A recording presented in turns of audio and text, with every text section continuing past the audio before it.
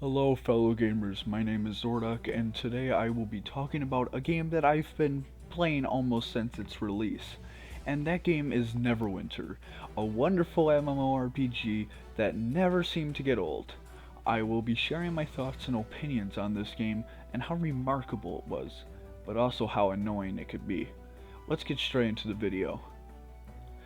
Let me summarize the game first. The game was made in 2013 by Cryptic and takes place in the D&D universe.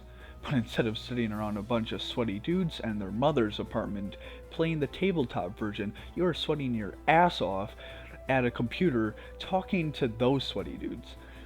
This game is quite massive and it doesn't get boring. Well, at least for a little while.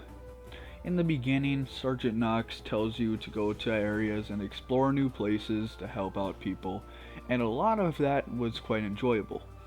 It was nice going to different areas and discovering new monsters, but after reaching level 60, the daily questing gets a little fucking annoying. It starts to become hard to find decent quests and that aren't dailies or weeklies, because to be honest, a lot of the quests inside the end game are just weeklies and dailies, and yeah, it's quite annoying. All I can say though is that the gameplay is enjoyable, but the dailies are a little out of hand. Look, I already know the reason why they do this is to make players have more playtime and want them to play for a long time, since it is a free game. They need to make money somehow. Let me talk about combat mechanics now. In my opinion, I think the combat mechanics are very good. The combat is simple and is also stylish. Unlike other MMOs, this game has 2 standard abilities, 3 encounter abilities for extra damage, and daily ability, which is basically your ultimate. Also, you get a dodge or guard ability depending on the class. The combat is fresh, and every class has unique attacks and abilities. The weapons are also somewhat cool looking, and so is the gear. You can also have fashion sets within the game. The themes they would have improved on, or what they should improve on, are like the way to obtain enchantments or the gear and weapons, or of the gear and weapons, which can be a literal hell. I mean, seriously, enchantments are just the worst. Either you have to buy them from the Astral Chain House, or you gotta get fucking lucky, dude. I find it extremely annoying to obtain these enchantments because of the amount of refinement points and materials you need for it. It can take about a few weeks just to upgrade one enchantment if you're free to play. Enchantments though increase your character's stats tremendously, so I guess it's kind of acceptable that enchantments are really hard to get upgraded. Alright, besides that, let's talk about companions now. Companions also improve your gameplay by aiding you in battle or just simply giving you a lot more stats. There's also companion equipment and runestones, which kinda acts like an enchantment but with just companions. They also are kind of annoying to upgrade. Also, companions usually aren't at legendary quality, so you have to use companion tokens to upgrade them, which can get really annoying as well. They also improve your gameplay greatly and are very recommended. There is one issue with this game that I think causes people to quit, and that issue is on the lockboxes and the advantage it can give you if you have VIP or you just spend a lot of money on the game. And at first, this idea bothered me with the entire VIP situation. I mean, $20 for a few months? $20 is equivalent for buying three boxes of pizza at Little Caesars. Now, at first glance, you could call me a dumbass for even buying it, but that kind of changed when I realized that VIP was pretty important. It did give you a lot of benefits, and it really does help out your gameplay. And I feel bad for the free-to-play players that want to get good at this game but don't have the money to.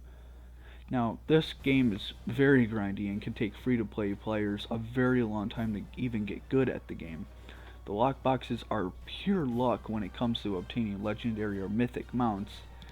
There were even some people talking about the chances of some of the legendary mounts, which is quite important in the endgame, and they said their chances were about 1.5%. That is way too small, Cryptic. I mean, come on, dudes. that percent is extremely low and can give some players some trouble.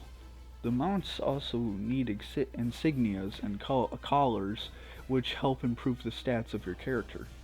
The insignias are a challenge by itself, but trying to obtain a legendary mount or mythic can be a real fucking pain.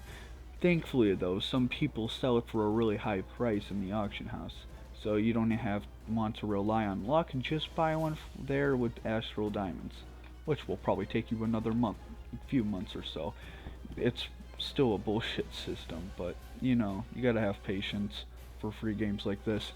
Let's talk about some of the campaigns. I mean, the campaigns are packed with a lot of content and are always enjoyable, bringing new quests and dialogue into the game, along with new armor and weapons to increase your character's stats. They also bring in new dungeons and skirmishes that are also really fun to do, and some can really prove quite a challenge. One problem though is that most campaigns are a daily or weekly system where you have to wait a while before you can even continue the new quests in the campaign. Guild Wars 2 does that way better than Neverwinter. Step up your game, idiots. I'm joking.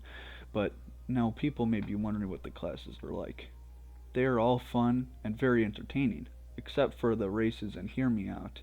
If you're a red and scaly and I'm white and handsome, I'm just saying I have a better chance of not getting stopped by the castle guards for looking suspicious. I mean, who the hell is gonna let a dragon just run around expecting him to not, like, eat some people up?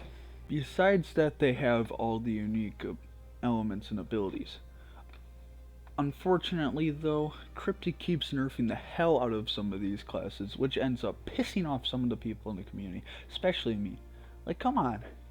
I kind of want to hit high damage. I don't always want to be in the low damage category. I don't really like it when they do that stuff. Now, we went through all the gameplay, gear mechanics, and some of the microtransactions, and I wanted to make a clear opinion on what I think of the game. I absolutely love this game. Even if it is annoying once in a while, I will always go back on it. Well, that's really all I have to say about Neverwinter and my thoughts on it. And I hope you guys enjoyed this video. If you did, maybe consider liking the video, or maybe even subscribing, but that's all up to you. Glad you guys stayed tuned for today's video. Until next time.